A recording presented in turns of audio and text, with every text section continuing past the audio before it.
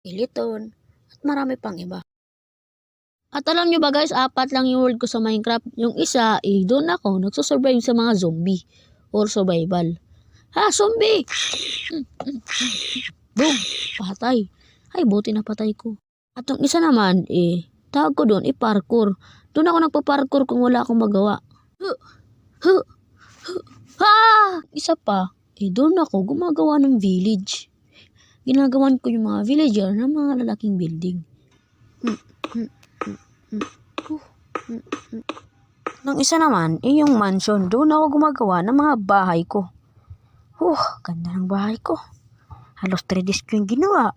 At guys, mayroon pang isa sa survival na ginagawa ko lagi-lagi. Kahit namamatay pa ako. Ito yung pagmamay ng gold or diamond, redstone, iron, at marami pang iba. At guys, nag-multiply